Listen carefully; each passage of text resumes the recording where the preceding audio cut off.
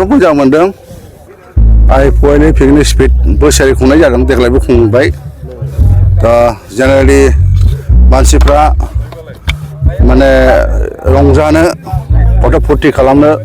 थ' लुबैनाय गैया होमबा दा बे हिसाबै समजों बोथोरजों डिसेम्बरनिफ्रायनो मानसिफ्रा बेबायदिनो गोबां जायगाफ्राव बेरायहैयो पिकनिक जाफैयो आरो नैबे जोंना आइएफअनि पिकनिक स्पटखौ बानायनाया जोंनि बे ओनसोलनि जायफोर माने बिदि पिकनिक जाहैयो बा सोरबा बेरायहैयो दा बेफोरनि थाखाय मोजां जाबाय आरो जों एसे हल बयबो माने बे आइएफअनि जे पिकनिक स्पट बेखौ माने जों आवगोलनिफ्राय नुबोदों खोब मोजां माने परिबेसाबो मोजां जायगायाबो मोजां गतिके आं सानो बेखौ जोङो जुदि एसे जुदि मोजां केयार खालामोब्ला माखासे इनफ्रास्ट्राक्चार सोदेरनानै खारन पिकनिक स्पटनिफ्राय जोङो आपग्रेडेसन खालामलांनो हायो बेवहाय जोङो माखासे टुरिस्टनिफ्राय जा टुरिस्टनि बे जोंहा इएमआइबो दंफैयो बिथांखौ खावलायोब्ला किसुमान बुस्थु बेवहाय जोंहा जायफोर बेरायफैयो आरोखि बेरायफैनायफोरनि थाखाय माखासे जिरायनाय बा बिदि सुबिदा बेखौ जुदि होबावनो हायोब्ला आरो बांसिन फैबावगोन मानसिफ्रा बेबायदिनो एखे थावनि दङ सार हाग्रामा दालां जायगायाव दैजिं फेस्टिभेल दैजिं फेस्टिभेलखौ जों एबारावनो खालामोमोन खिन्थु समाया हायाखिसै नेक्स्ट इयारनिफ्राय जों खालामगोन बेयाव कन्टिनिउआस जों खालामगोन जेसेबां दिन जोंनि सरकाराव थाबाय थागोन एसेबां दिन जों खालामजाबाय थागोन माने बेयो जाहैबाय जोंहा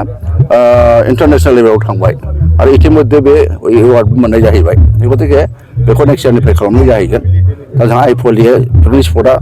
बेबो दिनैजों बा खनथाम जाबायना खनब्रैसो जाबाय खोब मोजां माने थांनाय सरकाराव नेशनेल पार्क जोहोलाव नेशनेल पार्क फसंनाय जादोंमोन बियो दा माबायदि प्रसेसआव दङ सार जोहोलाव जाहा नेशनेल पार्क बेथ' जे दङ दाबो दं माने जोङो सारा बिटिसिआव जों दा बुंनो थाङोब्ला जेसेबां हा दङ बेसेबां एरिया दङ 40% इट्स कभार बाय फरेस्ट दा बे हिसाबै बेवहाय जोंहा नेशनेल पार्क हिसाबै बेखौ जों गोदानै सोनाय जाहैबाय रायमनाखौबो सोनाय जाहैबाय दा बेखौ जोङो नेशनेल पार्क हिसाबै दा बेखौ जिहेतु जों डिक्लेयार होबाय बेवहाय जोंहा बिफां लाइफांजों लोगोसे जिब जन्थु दङ मैदेर दङ बिभिन्न माने बिदिनो जिब जन्थु दङ सिखिरिफोर दङ दा बेखौ जों बासायनांगोन एक नाम्बार खोथा जाहैदों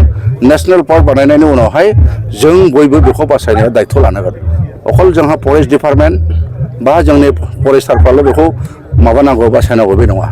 बयनिबो माने क'पारेसन नांगौ खारन बिटिसि ओनसोलाव जोंनियाव हमनानै लादो नेशनेल पार्क जोहोलाव आरो बेनि सिखना जोंहा ओजोंहाय मानास आरो ओजोंहाय थाबोबायना सानजाहा माबायाव उदालगुरियाव जोंहा बे माखासे नेशनेल पार्क दं आरो बे नेशनेल पार्कआव जि बुस्थु दङ माने माखासे जायगायाव मोननो थाङा जे बाटारफ्लाइनि खोथा बुङो होमबा बेफोरखौबो जों दस्रायाव नुनो मोना आरो माखासे दङ जोंनियाव जिफोरखौ माने जोङो बाहेराव बा दस्रा माने जायगायाव मोननो थाङा आरोखि गतिके बे खोब मोनसे जोंनि मोनसे सम्पद जोंनि सम्पद हाग्रायाबो जोंनि सम्पद दाउसिन दाउआबो जोंनि सम्पद एनिमेलाबो जोंनि मैदेर गान्दायाबो जोंनि सम्पद गतिके बेखौ जोङो माने बासायनांगोन दा जोङो एक नाम्बार जाहैदों नेशनेल पार्क बानायबाय गतिके जों दा बेखौ बोरै बासायनो हायो बेखौ साबसिन खालामनो हायो ओरैनोथ' सुजुग दङ आरो बेखौ बांसिन साबसिन माने खालामनो थाखाय जों नाजागासिनो दं हाग्रा एवनाया सोलिगासिनो सार बे हाग्रा एवनाया बेखौनो जों बन्द' खालामनो नाजागासिनो दङ दा बेखौ बुङोबाथ' गोलाव खोथा जाहैबाय थांनाय सरकाराव जेनाखि 5 बोसोराव जिखिनि फरेस्ट हिसाबै बेखौ रैखा खालामनांगौ दङमोन खिन्थु नुनाय जायाखै माने जोङो गोबां बे फरेस्ट एरियायावनो जेनेबा बाला महल जानला माला खालामला बायदों गेट बानायदों जानला माला खालामदों जिखिनि रेभिनिउ फैनांगौमोन फरेस्टआव जों हिसाब खालामनो नुदों 5 बोसोराव मोननाय जायाखै आरो बे दंफां दाननायफ्राथ' आवगोलनिफ्रायबो दङ आरो बे हिसाबै हाग्रा एवनायाबो आवगोलनिफ्रायबो दङ आरो नैबे 5 बोसोराव बियो माने खुनु बिदि बन्द' जानाय जायाखै गतिके जों एबाराव बेखौ बोरै हायो सामाजिक भाबै डिपार्टमेन्ट भाबै बा जों फरेस्ट हिसाबै जों बोरै बेखौ बन्द' खालामनो हायो नाजानाय जादों आरोबाव मोनसे दंबावो मैदेरफोरनि माने मेन एन्ड एनिमेल कनफ्लिक्ट होनना बुंदों बे जोंहा ओरैहाय सानजाहा जोंहा मा होनदों धनसिरि आरो जोंहाय बाक्सा डिभिजनाव बांसिन जादों बे गतिके बेखौबो जों बोरैहाय माने कन्ट्रल खालामनो हायो बेखौ जों सेस्था खालामदों दा बिनि थाखाय आं गासिबो जोंनि फरेस्ट ओनसोल बा फरेस्ट एरिया बा जेसेबां जोंहा रायजो राजाफोर दङ बिथांमोनखौ खावलायगोन जाहाथे बेखौ जों बयबो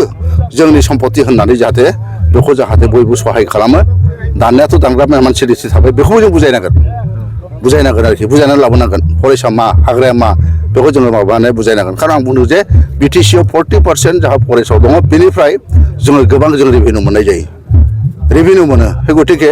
बे रेभिनिउखौबो जों